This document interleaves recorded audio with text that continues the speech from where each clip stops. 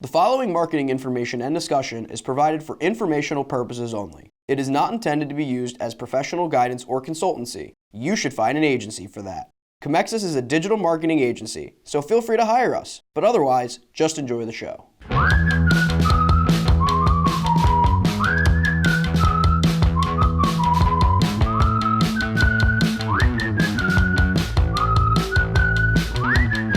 Hello everyone, welcome to The Buyer's Journey by Comexis, a discussion-based podcast on the ever-changing marketing landscape.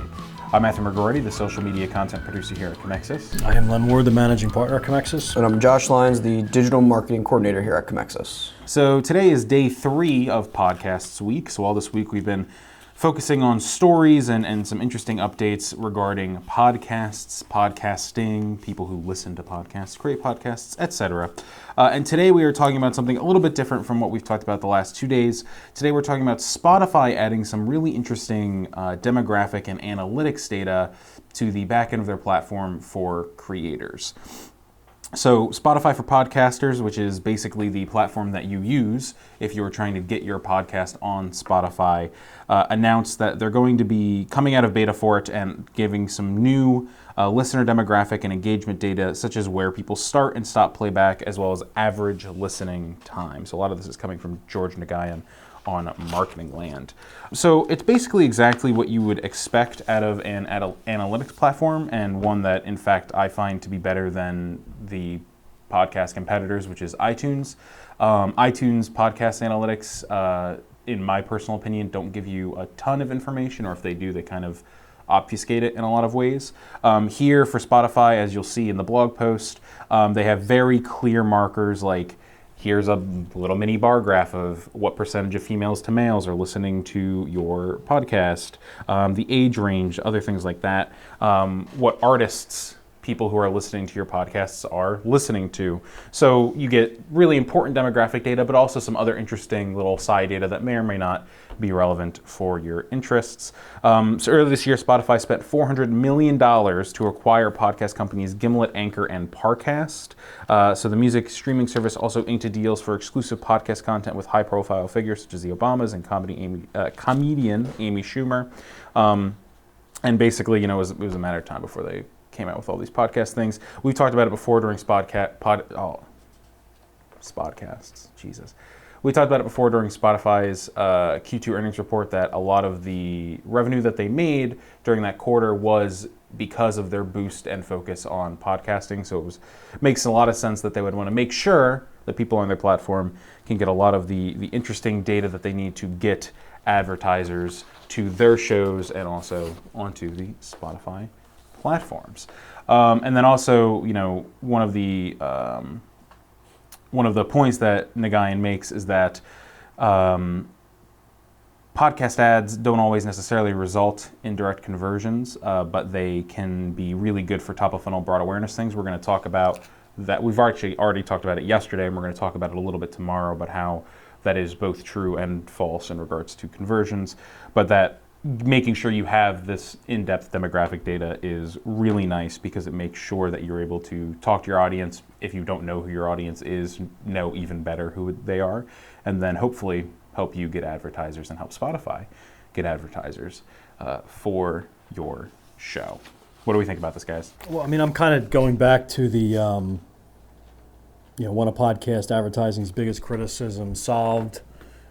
This doesn't drive conversions. Podcast and radio never has driven conversions. A little bit to a point, maybe if you're all the way down the funnel, I like to call at the purchase stage, maybe that ad for the Dodge or the ad for roofing may help put you over to finally contact somebody because, maybe you've been you've been looking at these products. The reality of the situation is that podcasts should almost 100% of the time be used as the awareness stage. Again, people would call it top of the funnel. We call it the awareness stage here, to let people know about your product or service.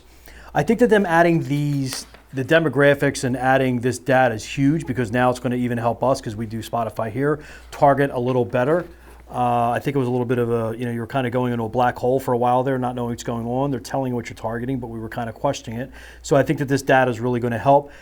I am a huge fan of podcasts. I listen to them all the time. I think that, now you found a way to monetize it. you can really kind of drill down into what you're looking for individually too as a person based upon what they're listening to. So, to me, I think this is a great thing, but again, you have to take it for what it is. It is a top of the funnel / awareness type tactic. If you think you're going to convert from here, I wouldn't. So how do you use podcast advertising? Podcast advertising would be really good if you had a brand new product to roll out, or if your company trying to let people know that you exist. But if you're at a point where you're trying to sell right now or generate leads right now, that's probably not the forum for you. But it's absolutely something that you should consider when you're rolling out and starting an actual buyer's journey campaign. And this would be a perfect spot to go ahead and do that for the awareness stage. The next question would be, well, how much money should we invest in that? This isn't the awareness stage like it used to be, where you would go on, like locally for us here, we'll do like 93.3 WMMR, where you would maybe go put $30,000 a month on those radio ads. Those are, the heyday of the 80s, 90s, early 2000s. Those days are long gone. So you don't want, if you have a budget of $100,000, you don't want $30,000 or $40,000 going to radio. But it's something where, we always say there's an 80-20 rule. 80% of your dollars should be invested in the top platforms, 20% in the other platforms. I think Spotify falls right in that 20%. But I do think if you are not doing some sort of digital advertising via radio, via podcast, you're doing yourself a disservice. Allocate some of your funds there. I'm a big fan of it. It works. When I actually listen to the podcast, I listen to the commercials.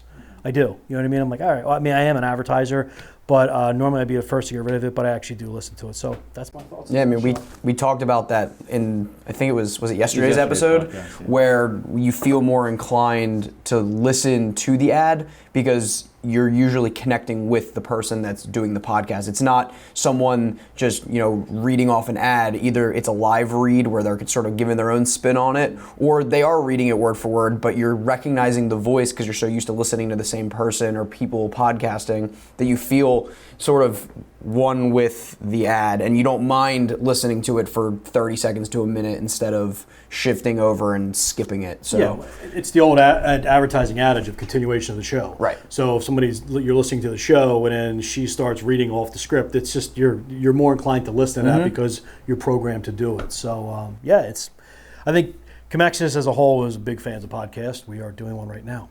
So there you go. I did want to mention the Adobe Analytics piece that we talked about yesterday, and that we're also going to talk about a little bit tomorrow, just because they tie in so well to all of these topics. They found that the majority, 60% of listeners surveyed, said that they looked up a service or product after hearing it advertised on a podcast, and 25% reported that they ended up making a purchase. So those numbers are important to keep in mind, not to discredit what Len says, but actually to empower it even more.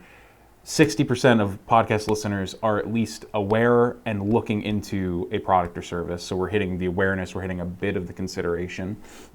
And then you have 25% reporting that they're making a purchase. But you have to keep in mind, if you're a podcaster and you are trying to get advertisers onto your program, you're not going to convert 25% of your audience. So where does that data coming from that they're telling you they're in a consideration stage? Well, I said they're coming from the consideration stage. I'm saying, so because the way it's listed out is the majority, 60% of listeners surveyed said they looked up a service or product after hearing it advertised on a podcast.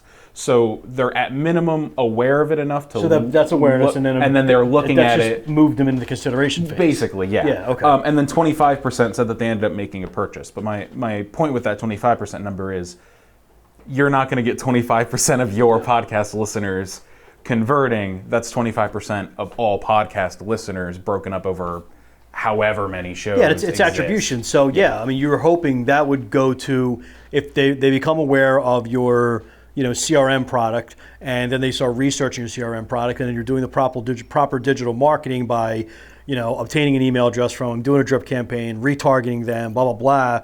Yeah, then eventually could lead to that. But see, this is where these numbers start getting crazy, and it's just, you have to accept as an advertiser, as a company, and as a company who places ads on this stuff, what it's generally going to get you. Mm-hmm. So if you are able to say to yourself, because we saw direct click-throughs on, can you click through on Spotify again? I forget.